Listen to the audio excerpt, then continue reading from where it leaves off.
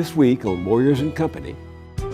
If we are going to build a movement, it's going to have to be a movement that begins in our churches, in our faith communities, in our neighborhoods, in our schools, one where people really wake up and say, we are going to build the kind of democracy that we deserve. And this house is the beginning of a new way of life. I got it in 1998 and fashioned a house for women who had been incarcerated. I didn't know I was on my way to creating something that would have the ability to change lives. Funding is provided by Carnegie Corporation of New York, celebrating 100 years of philanthropy and committed to doing real and permanent good in the world. The Kohlberg Foundation, Independent Production Fund, with support from the Partridge Foundation, a John and Polly Guth charitable fund. The Clements Foundation, Park Foundation, dedicated to heightening public awareness of critical issues. The Herb Alpert Foundation, supporting organizations whose mission is to promote compassion and creativity in our society. The Bernard and Audrey Rappaport Foundation. The John D. and Catherine T. MacArthur Foundation, committed to building a more just, verdant, and peaceful world. More information at macfound.org. Ann Gumowitz. The Betsy and Jesse Fink Foundation. The HKH Foundation. Barbara G. Fleischman. And by our sole corporate sponsor, Mutual of America, designing customized individual and group retirement products. That's why we're your retirement company.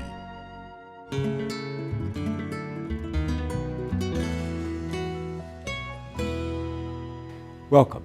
Last month in Sydney, Australia, they threw an annual event called the Festival of Dangerous Ideas. One of the main speakers was David Simon, the writer and producer who created The Wire and Treme, two television series that vividly portray the vast gap between rich and poor. Nothing drives that great divide home, he said, like our prison system. You're seeing the underclass hunted through a war on dangerous drugs, allegedly, that is in fact merely a war on the poor, and has turned us into the most incarcerative state in the history of mankind at this point, in terms of just the sheer numbers of people we've put in American prisons. No other country on the face of the earth jails people at the number and rate that we are. He's right, of course. During the past 30 years, the number of inmates in federal custody has grown by 800%, and half of them are serving sentences for drug offenses. According to the Sentencing Project, an advocacy group dedicated to changing how we think about crime and punishment, more than 60% of the people in prison are now racial and ethnic minorities. This book woke people up. The New Jim Crow, Mass Incarceration in the Age of Colorblindness by Michelle Alexander. She was my guest more than 3 years ago when the book was first published. An outstanding work of scholarship on how our war on drugs, our harsh mandatory minimum sentencing, and racism have converged to create a caste system in this country very much like the one under Jim Crow segregation laws. None of us at the time anticipated the powerful impact her book would have. It became a bestseller, spurred an even wider conversation about justice and inequality, and transformed Michelle Alexander from attorney and professor to an activist and advocate for an end to our dehumanizing penal system. Michelle Alexander, welcome. Thank you. Thanks for having me. When the book came out, one reviewer called it the Bible of a social movement. Mm-hmm. Have you seen the apostles and the disciples and the church spreading? Have you seen the signs of a movement? Yes. And it has me so encouraged. As I travel from city to city, and I've been speaking in churches and at universities, I've been speaking inside prisons and reentry centers, just an incredible range of venues. I see over and over again people who are dedicating their lives now to ending the system of mass incarceration, to raising consciousness, people of faith who are organizing their church communities, organizing within mosques, holding study circles, holding film festivals, and then organizing and mobilizing their memberships or their congregations. I'm especially encouraged by formerly incarcerated people who are finding their voice, and organizing to demand the restoration of their basic civil and human rights. Organizations like All of Us or None, which has successfully achieved ban the box legislation. Ban the box? Ban the box on employment applications. The box on employment applications that ask that dreaded question, have you ever been convicted of a felony? And of course, it doesn't matter whether you've been convicted of a felony a few weeks ago or 40 years ago. For the rest of your life, you're labeled a felon and then subject to legal discrimination for the rest of your life. And what are those ex-felons, what have they been telling you about what it's like to come out and try to get back into the society to which they have paid for their sins?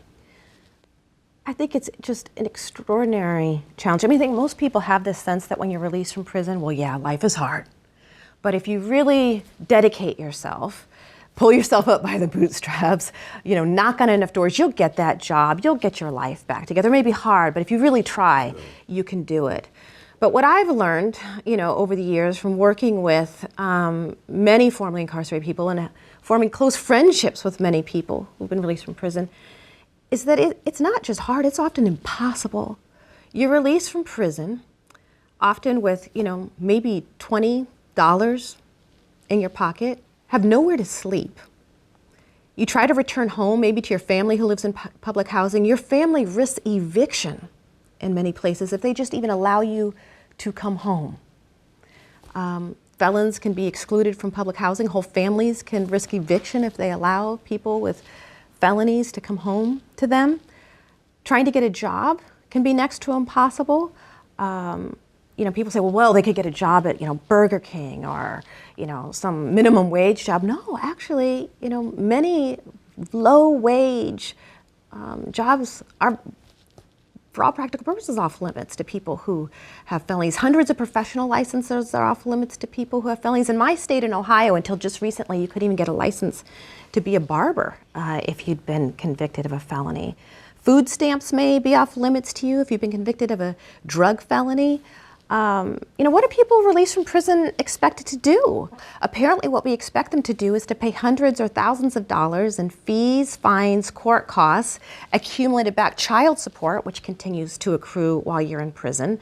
And in a growing number of states, you're actually expected to pay back the costs of your imprisonment. And paying back all these fees, fines, and court costs may be a condition of your probation or parole. And then if you're one of the lucky few, the very few who even manages to get a job straight out of prison, up to 100% of your wages can be garnished to pay back all those fees, fines, court costs. How do you explain this, given the fact that this is a society that celebrates second chances for politicians in particular, a society that is built around the theme of renewal, born again, and yet doesn't extend that same act of forgiveness to people who have paid for their sins? Well, we say we're a society that supports second chances, but in reality, we're not. And I think the reason to fully understand what's happened in this country with respect to mass incarceration, you have to look back at least 40 years to the law and order movement that was born in the midst of the civil rights movement. When civil rights advocates were beginning to violate segregation laws and sit in at lunch counters and desegregate trains and buses, violating what they believed were unjust laws, segregationists said, this is leading to the breakdown of the respect for law. We need law and order in this country. And the call for law and order was in direct response to the civil rights movement and the nonviolent civil disobedience the protesters were engaged in. But this law and order movement began to take on a life of its own as crime rates began to rise in urban areas, and some politicians began to say, this rising crime is a symptom of this attitude of lawlessness that is spreading through the nation. We need to get tough. We need to crack down. We need law and order. And as I've documented at great length in the book, and many other political scientists and historians have as well, The Get Tough movement and the war on drugs really is traceable to a backlash against the gains of African Americans in the civil rights movement and a radical shift in mentality that occurred, where as a nation we ended the war on poverty and declared the war on drugs. A wave of punitiveness really swept the nation on the heels of the civil rights movement. And this attitude has infected not only our criminal justice system, but our education system that now has a zero tolerance policy for school discipline infractions, and has led to this prison building boom, unlike anything the world has ever seen. How have mandatory minimum sentences contributed to that? Well, mandatory minimum sentences ensures that you will get the harshest possible sentence under law, the mandatory minimum sentence. And so it shifts power to prosecutors so that prosecutors can then say to you, well, you take this plea or else you're going to get this harsh mandatory minimum sentence. And it gives prosecutors the power to encourage plea deals. In the federal system, I think 97 to 98% of all charged cases result in a plea, not a trial, because people are terrified of facing these harsh mandatory minimum sentences. And it ensures that it's up to the prosecutor, not the judge, what kind of sentence you receive. And mandatory minimum sentences has a lot to do with the exponential increase in our prison population in the United States. And today, even in this era of Obama, in this time of supposed color blindness, we now have created a system of mass incarceration, a penal system unprecedented in world history. We have the highest rate of incarceration in the world, dwarfing the rates of even highly repressive regimes like Russia or China or Iran. And the majority of the increase in incarceration in the United States have been among impoverished people of color who, once they're swept into the system, are then stripped of the very rights supposedly won in the civil rights movement. And yet the topic of mass incarceration has been one that has been rarely raised. Is there research that confirms that the backlash is against black criminals or against criminals, just crime? Well, there is. There's an enormous amount of research that suggests that the backlash and the punitive impulse was not simply in response to crime, but was much more deeply connected to racial attitudes, racial fears and anxieties. And in fact, the political strategists who conceived of the Get Tough movement and the war on drugs quite deliberately used not so subtle racial appeals and racial code language with the purpose of trying to exploit both conscious and unconscious racial biases and stereotypes for political gain. The Southern strategy. By which Richard Nixon was elected president. Yes. The basis of the Southern strategy was using these kind of racially coded get tough appeals on issues of crime and welfare to appeal to poor and working class whites, particularly in the South, who are anxious about, threatened by, resentful of many of the gains of African Americans in the civil rights movement. And to be fair, I think we have got to acknowledge that poor and working class whites really had their world rocked by the civil rights movement. Wealthy whites could send their kids to private schools, give their kids all of the advantages that wealth has to offer. But poor and working class whites in the South, many of whom were themselves struggling for survival, who were desperately poor, often illiterate, they were the ones who might have to ship their kids across town to go to a school they believed were inferior. It was they who were suddenly forced to compete on equal terms for limited jobs with this whole group of people they've been taught their whole lives to believe were inferior to them. And this state of affairs did create an enormous amount of fear, resentment, and anxiety, and an enormous political opportunity. What about now? How do you see that playing out? Well, I see it most obviously in the immigration debate. Today, we see that this fear of immigrants coming across the border to take jobs and to take educational resources and who are going to drain the tax base of your county, these fears that they are coming to take from you, is leading and has led to another sort of get tough movement. Get tough on them, those immigrants who have violated the law by crossing over. And this wave of punitiveness now directed towards immigrants is leading to the same kind of indifference towards their basic humanity that we have seen in the war on drugs and the Get Tough movement that led to the rise of mass incarceration. I mean, race has been used as a wedge again and again throughout American history to divide the lower classes, if you will, and to create an environment in which poor and working class people are pit against one another. But that does not mean that, you know, all or even most poor and working class white folks are harboring any conscious racial resentments. I know that there are those folks out there for sure, but I think much of it lies in the unconscious stereotypes and fears and biases that we all have within us that get exploited in these moments where groups are scapegoated and fears are stoked, resulting in, you know, the emergence of these new systems. I mean, we are having mass deportation today at the same time as we are having mass incarceration. Mass deportation, I must say, by a black president. Absolutely. It's one of the great ironies, just as it's, you know, an irony that the greatest escalation of the drug war was under President Clinton, who, you know, many African Americans called our first black president. I remember that. And it was President Clinton, you know, a Democrat, who escalated the drug war far beyond what President Reagan or President Nixon had even dreamed possible. And it was the Clinton administration that championed laws banning drug offenders even from federal financial aid for schooling, you know, upon their release, banning drug offenders and people with criminal convictions from, you know, public housing.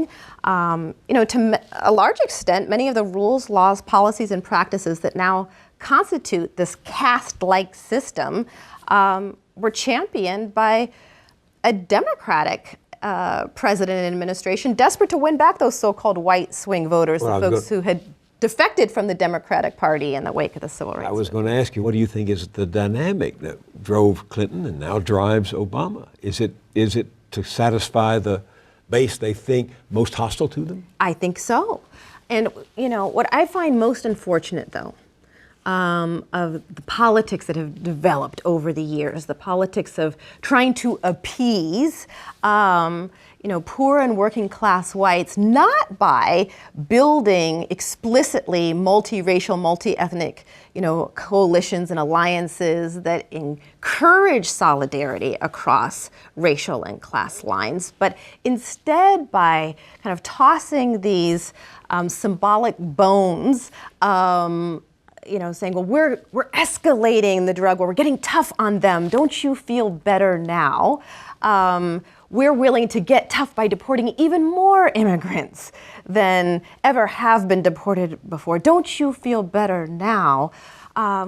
We fall into the trap of really playing to people's, you know, baser fears and instincts rather than risking perhaps some short-term losses, but building the kind of unity and the kind of solidarity across race and class lines, which I believe would help to ensure a much more stable foundation for the kind of multiracial, multi-ethnic, inclusive democracy that I would hope for. Which is why my great hope does not lie with President Obama or our elected politicians, no matter how well-meaning or well-intentioned they may be. You have talked recently in a way different from how you were talking 3.5 years ago. You've been talking about moving out of your own lane. What are you suggesting? Yeah, well, you know, right around the anniversary of the March on Washington, I found myself doing a fair amount of internal reflection about my own role at this time in building the kind of movement that I would hope for social justice. And what I had to admit to myself is that for the last few years, I have spent all of my working hours talking about mass incarceration and trying to raise consciousness about what has happened in this country, how we've managed to birth a caste-like system again, that there are more African Americans under correctional control today in prison or jail, on probation or parole, than were enslaved in 1850, that we've created this vast new system again, and to try to raise consciousness so that people would wake up to this reality. And I realized that as well-intentioned as all that work was, it was leading me to a place of relatively narrow thinking, that I wasn't connecting the dots between other kinds of social injustices that are occurring here in the United States and abroad to the work that I was committed to and the cause that I had been committed There was a larger over the breakdown years. of democracy that affected more people than African Americans in prison or immigrants being deported. You're saying that the system is broken down. Absolutely. The entire system has been broken down, and it's really, I think, at its root about a failure on our part to develop a moral consensus about how we treat one another. For me, I have to care. If I care about a young man serving, 25 years to life for a minor drug crime, if I care about him and care about his humanity, ought I not also care equally about a young woman who's facing deportation back to a country she hardly knows and had lived in only as a child and can barely speak the language? And ought I not be as equally concerned about her fate as well? Ought I not be equally concerned about a family whose loved ones were just killed by drones in Afghanistan? Ought I not care equally for all? And that really was Dr. King's insistence at the end of his life, that we ought to care about the Vietnamese as much as we care and love our people at home. So I think we ought to commit ourselves to building a human rights movement in this country, a human rights movement for education, not incarceration, for jobs, not jails, a movement that will end all these forms of legal discrimination against people released from prison, discrimination that denies them basic human rights to work, to shelter, to education, to food. You don't think practical politics leads you where you want to go? No. I think that the system, as it is designed today, with the amount of money that influences who gets elected and who even has a shot of holding office in the United States today, I think that the way the system is currently designed does not allow for that kind of policy change to occur. We're going to have to build a movement that changes the nature of politics itself, that takes money and the profound influence of money out of politics, and is one that is not a win-lose, winner-take-all kind of system. Today we have Democrats and Republicans battling it out with people joining camps and thinking that somehow through this war of demonizing the opposition, we're going to come up with solutions that genuinely benefit all. I think that's deeply misguided. We're going to have to become more creative about how we do democracy in the United States, but it begins, I believe, with people in their communities organizing around the issues that matter most to them. Aren't you talking in some instances about ghettoized communities where unemployment is high, families are in distress, schools are falling apart, and there are very few life support systems? How do they organize? It's incredibly difficult. Incredibly difficult, but it's not impossible. I'm inspired by people like Susan Burton, for example. She is the executive director of an organization in Los Angeles called A New Way of Life. And Susan is an African-American woman who became addicted to crack cocaine after a Los Angeles police department officer ran over her 5-year-old boy. And if Susan, had been middle class, upper middle class, she might have had a good health care plan and might have been able to get good legal drugs to help her cope with her depression and her grief. But things were different for Susan. She became addicted to crack cocaine and spent 15 years cycling in and out of prison and jail, every time tossed out onto the street, unable to get work or even access to drug treatment, cycling in and out for 15 years. Finally, she gets access to a private drug treatment program, becomes clean, is given a job, and decides to dedicate her life to ensuring that no other woman would ever have to go through what she has gone through. And now Susan runs 5 safe homes for formerly incarcerated women in Los Angeles, providing them desperately needed shelter, support, finding work, reunifying with their families. But beyond that, she is part of All of Us or None and is organizing formerly incarcerated people in California and nationwide to demand the restoration of their basic civil and human rights. And what's happening is phenomenal. So they could become full citizens again. And with the leadership of organizations like All of Us or None, they've succeeded in banning the box unemployment applications in the entire state of California. There are enormous victories that are being achieved precisely because the people who we have written off and viewed as disposable are reclaiming their voice, standing up, speaking out, organizing, even as they struggle to survive. And so, my own view is that in building this movement, we've got to be able to do a number of things simultaneously. We've got to be able and committed to building an underground railroad for people who are released from prison, people who need desperate help finding shelter and food as they try to make a break for real freedom. But we've also got to be willing to work for abolition at the same time. Abolition of the system of mass incarceration as a whole. And I see people like Susan Burton and so many others miraculously managing to do these things at the same time. And so I hope that people will donate generously to these organizations, which often don't receive the level of funding from foundations they deserve. And also find ways to donate their time and their energy to this work and be part of this movement in a direct way. Aren't there some signs of progress on the issues that concern you? Attorney General Eric Holder has begun to advocate for some reform of our mandatory minimum sentences. Here he is speaking to the American Bar Association. Take a listen.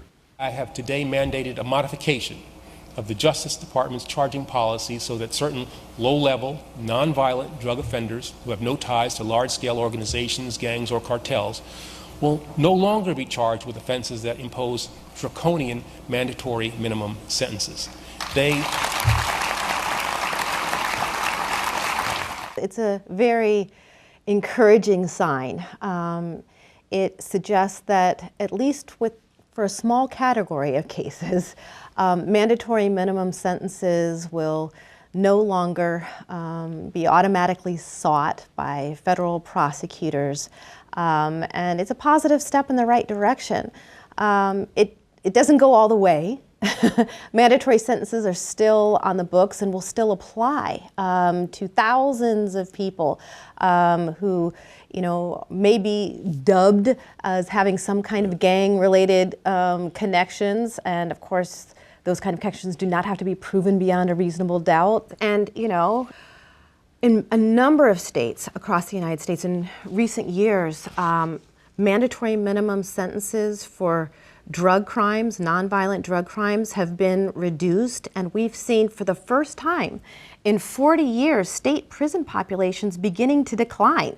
The federal prison population is still rising, and most of the people who are incarcerated in federal prisons are there due to drug offenses and immigration violations. So we still see the federal prison population rising, but the state prison population is beginning to decline. And that is reason for hope. But my concern is that the primary reason that legislatures have begun to ease up some of their harsh mandatory minimum sentences is not because of genuine concern for the peoples whose lives have been destroyed or the communities that have been decimated by the drug war.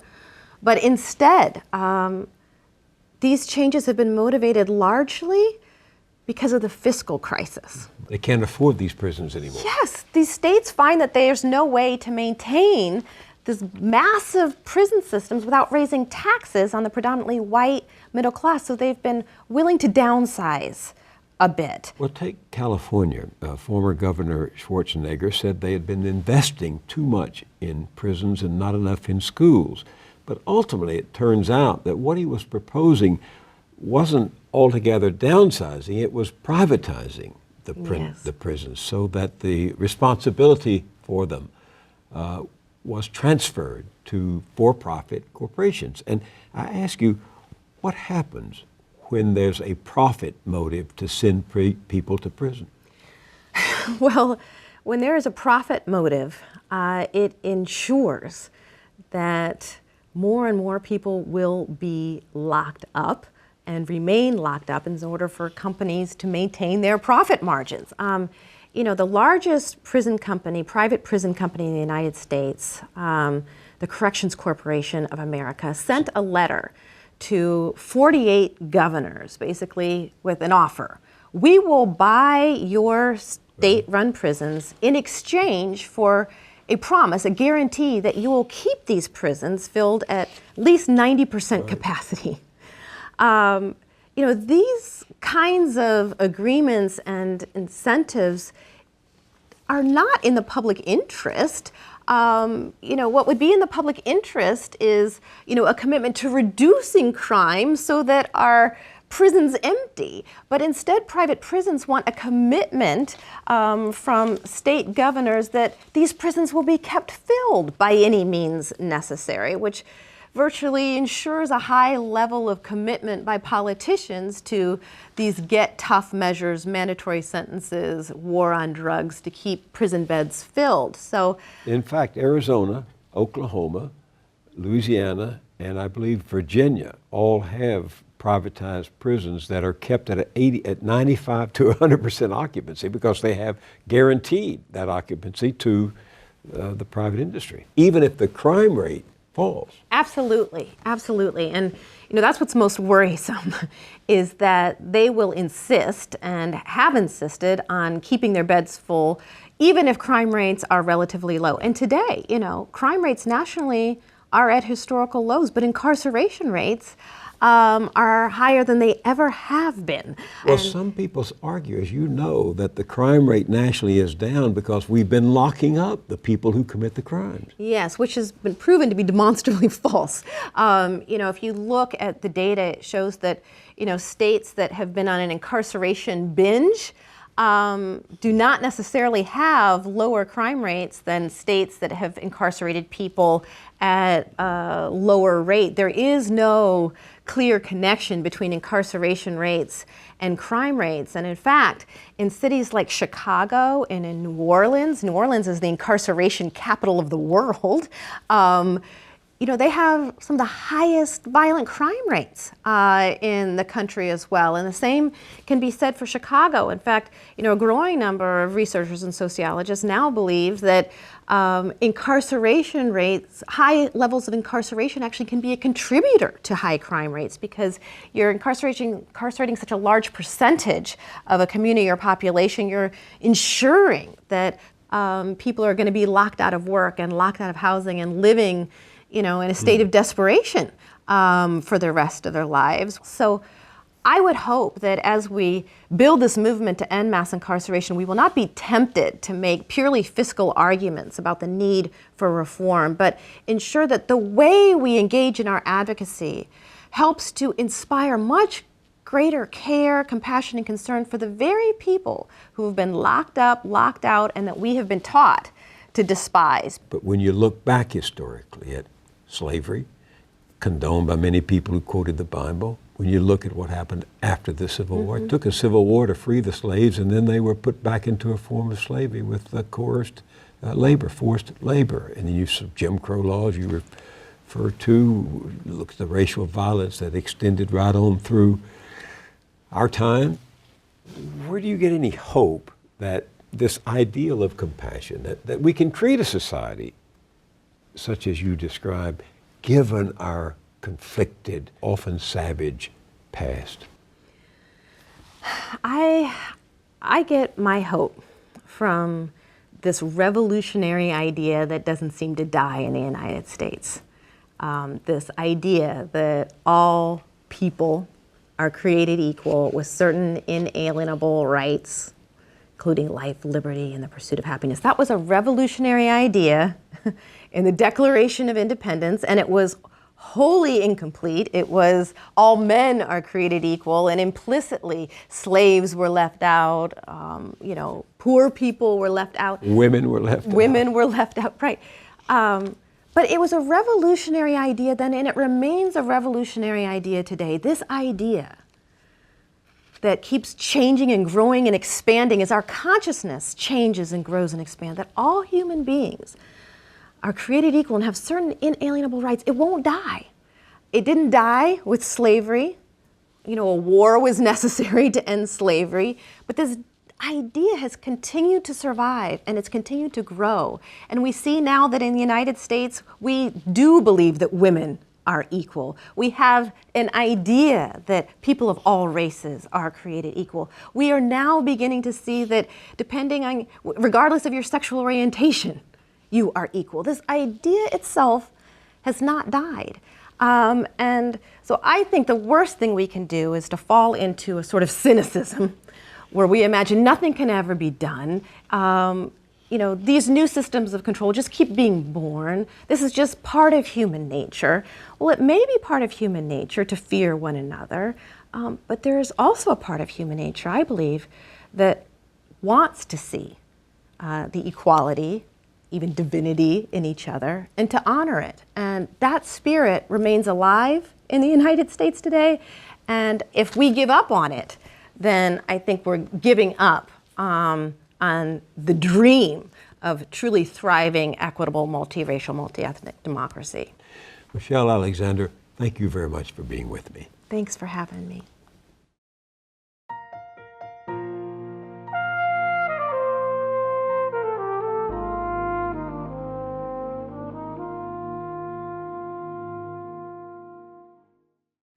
In our conversation, you heard Michelle Alexander single out a woman named Susan Burton as an inspiration, both to her and to the movement to reform the criminal justice system and reclaim basic civil and human rights for people released from incarceration.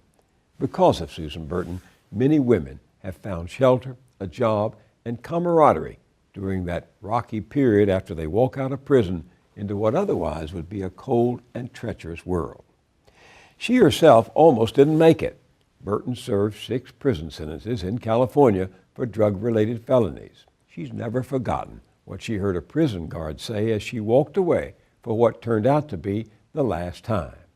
"I'll see you back in a little while." After all, 65% of the state's parolees do return to jail within 3 years, and nearly a third of them within the first 6 months. But thanks to treatment and resolve, Susan Burton has stayed clean and free. Today, her Los Angeles organization, A New Way of Life, runs 5 houses offering help to women struggling to rebuild their lives. Her story is told in a film released last year, produced and directed by Tessa Blake and Emma Hewitt. Here's an excerpt. This is Susan Burton. She's the founder and executive of A New Way of Life. And this is Samantha Jenkins. And whatever we can do to help you pursue your goals, we're here for you. What kind of plans you have? I plan on going to school. Whatever you need to, get your school going, you let us know. Okay. We want to keep you grounded and connected. Okay. Okay. Thank you. All right. Thanks.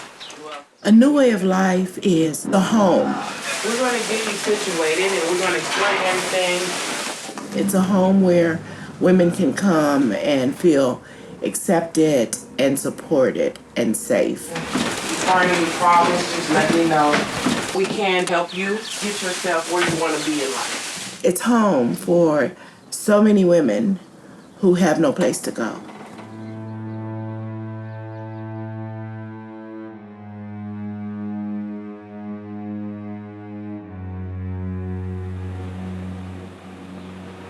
I was locked up for 4 years. That's a long time.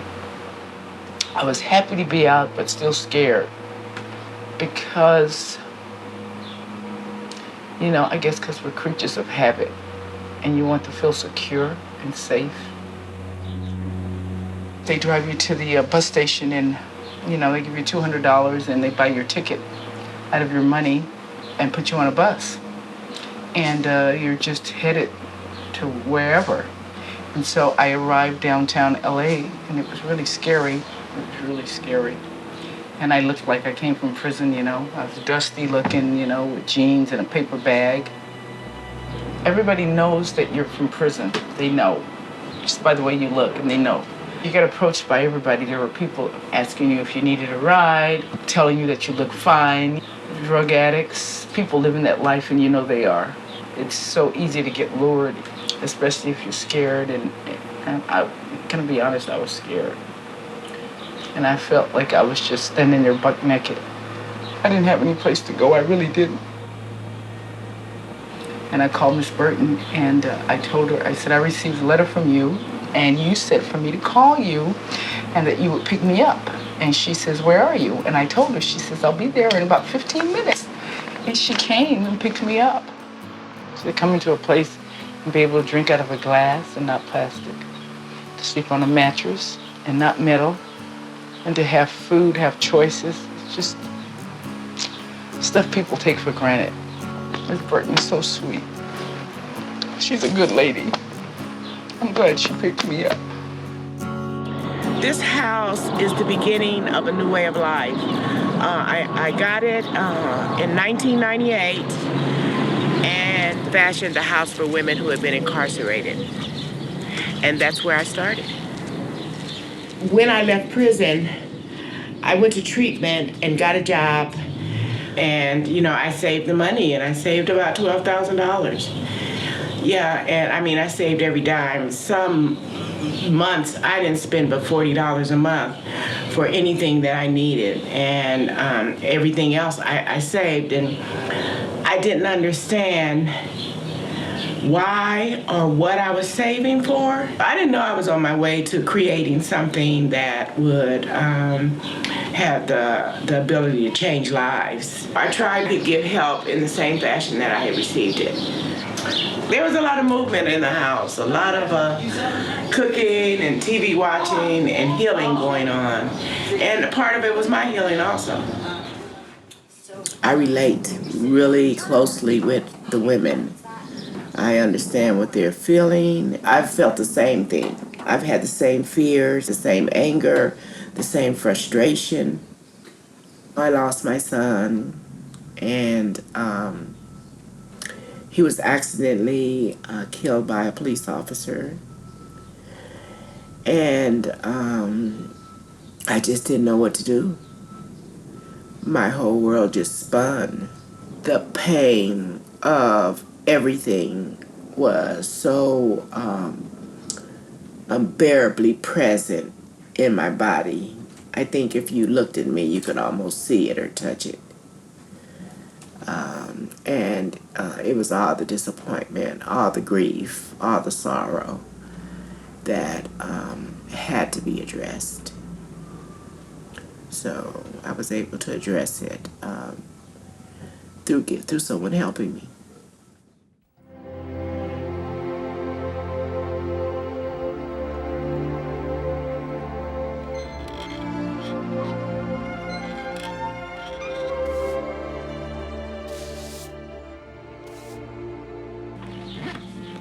I'm about to go visit with my daughter. I'm a little bit fearful because of the way my lifestyle was a few years back when I was in my addiction. I started prostituting myself, and that is the worst thing ever in her eyes. So I don't know where we're gonna go with this or how we're gonna get through it, but I'm gonna try talking to her, and hopefully she'll open up and we can get past it. Dominique has some resentments towards me because of my addiction, and I was in and out of prison. This is a picture of me when I got my GED in prison. I was was in prison when I took this picture. I went to prison for voluntary manslaughter. I left in 1989. I didn't come home until 1996. I was happy to come back into my daughter's life, but I didn't know how she would accept me because I had been gone so long. You know, I would stay clean and sober, and then I'd go back to that lifestyle again, so I knew that I had to work hard to earn her trust again. I couldn't trust her. So through her addiction, as I got older, I knew I couldn't trust her. I didn't trust her with anything. I didn't trust her with my child. I didn't trust her with me. She went back to jail a lot. Parole violation after parole violation, repeatedly. I'll never forget the day that I had to kick the freaking door down to get to my mom who's getting high in the next room, who stole my son's piggy bank to go buy drugs. I couldn't think. I never stole your son. No, I did not, Dominique. Mom, there's a lot of stuff that you say you don't think you did, but I think that when you were active in your drug use, you don't remember a lot of stuff. I mean, you hurt a lot of people. I know. And you have a lot of relationships to fix. You can't hide the mistakes you make. You can't act like they didn't happen or push them aside and think you can start all over. I'm getting better. I'm not there yet, but 100%, but I'm working on it. You already did. Okay. I guess that's all I could ask for. Okay, and you got it. Thanks. A long time coming. You're welcome. Give me a hug.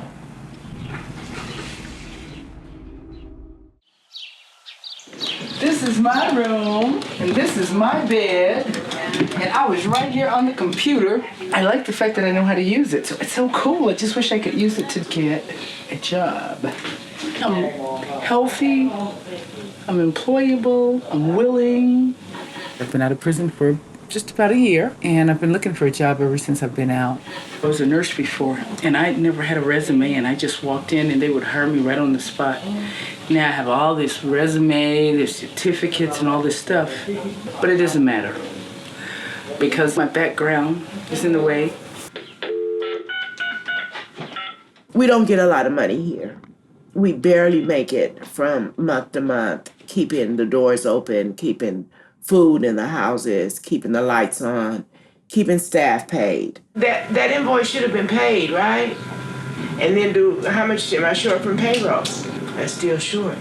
Okay, all right, bye. It was 1999. Hey, Linda. I was a few months sober, and it angered me that I would be treated so cruel and caged and chained for a drug charge. And I knew thousands of women just like me who had been negatively impacted by the war on drugs, who were incarcerated on a turnstile going in and out of prison, not able to get help. Imagine $70,000 a year to keep us contained. Just squandering public funds. I just got a notice saying that mental health services have been defunded. Hell, they could have sent me to Yale for all those years and got so many degrees. 6 prison sentences. 6 degrees, right? If it's not one thing, it's 2 or 3.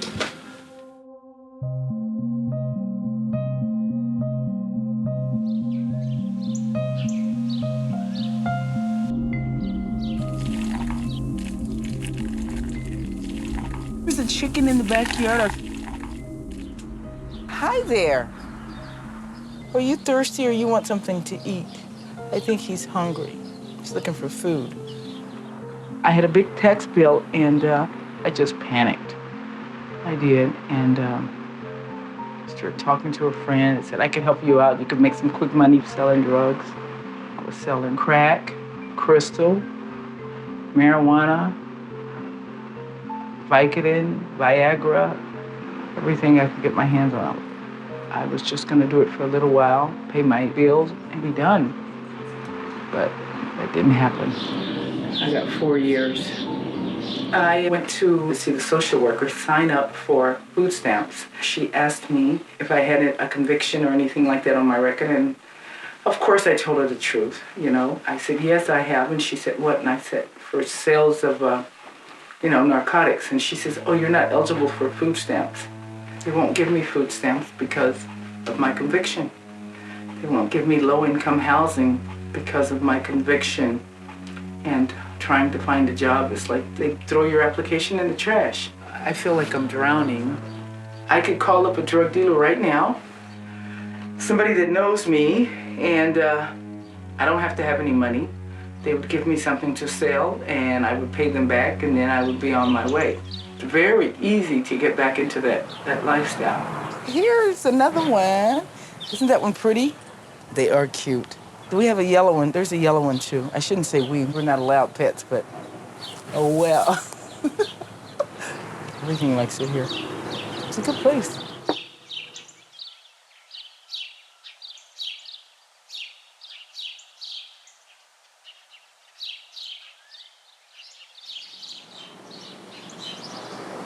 Well, it was pretty deep, but I believe she got a chance to say a lot of things that, she had been holding in. Yeah. And a lot of it was hurtful. The pain that our children incur, we just don't know how deep and how far it goes. Mm-hmm. It's taken me over 10 years to receive some forgiveness for the character I was through my alcoholism and addiction. And I did the same thing that you were doing, that you're doing now. Yeah, you are very inspiring. And I consider you to be my mentor. I have never told you this, but I admire you. Thank you. And I'm staying under your wing. You are not getting rid of me. And I want to learn from you, and I want to be like you. Yeah. And give back and help others that come behind you. Well, I don't know if I told you, but I admire you too. And I think about you and where you're headed, and it makes my heart very, very happy. Because you are the reason I do what I do.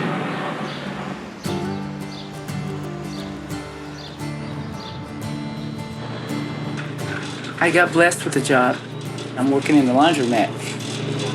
The lady that owns the laundromat is an acquaintance of Miss Burden. She gave me 2 days a week part-time at $8 an hour, and I am thrilled.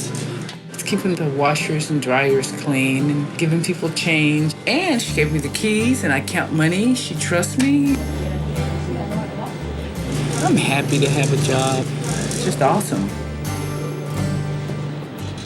I wouldn't be able to survive on the money that I make here if I left a nowhere life. So I need some more hours.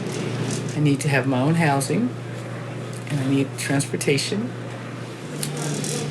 But anyway, I'm happy I have this. This is a start. One step at a time,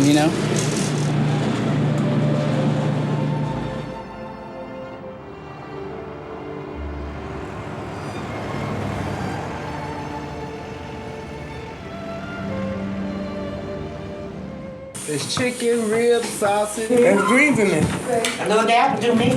Starving. No, me. When did you start? I started last Wednesday. Wow. So it's just 2 days a week. Chasing bubbles. I do, I'm a bubble chaser, which is okay. It's a job, you know what I'm saying? Yeah. I'm thankful.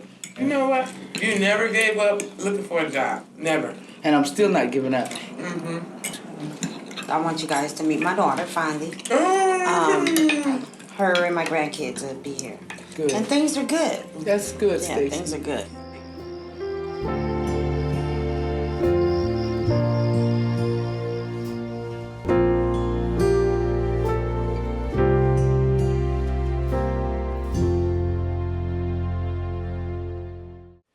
That's from the film Susan by Tessa Blake and Emma Hewitt. Not only is Miss Burton's work the subject of the movie, she's also been recognized far and wide for her leadership and courage. She was a member of California's Sentencing Reform Commission. She serves on the board of the Los Angeles Sober Living Network, and she received the Citizen Activist Award from the Kennedy School of Government at Harvard University. At our website, BillMoyers.com, we'll link you to more of her story and more about Michelle Alexander and her extraordinary book, The New Jim Crow, acclaimed as the Bible of a social movement. That's all at BillMoyers.com. I'll see you there, and I'll see you here next time.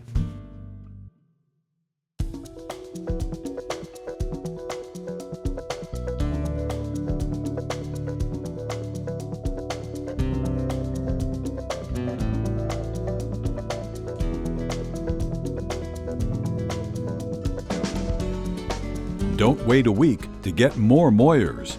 Visit BillMoyers.com for exclusive blogs, essays, and video features. This episode of Moyers Company is available on DVD for $19.95.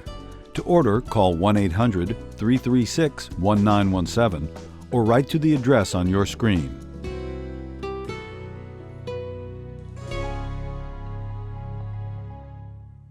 Funding is provided by Carnegie Corporation of New York, celebrating 100 years of philanthropy and committed to doing real and permanent good in the world.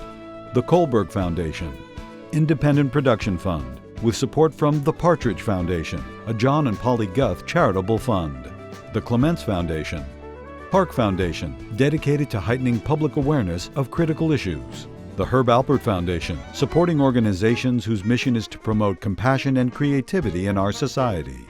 The Bernard and Audrey Rappaport Foundation, the John D. and Catherine T. MacArthur Foundation, committed to building a more just, verdant, and peaceful world. More information at macfound.org. Ann Gumowitz. The Betsy and Jesse Fink Foundation, the HKH Foundation, Barbara G. Fleischman, and by our sole corporate sponsor, Mutual of America, designing customized individual and group retirement products. That's why we're your retirement company.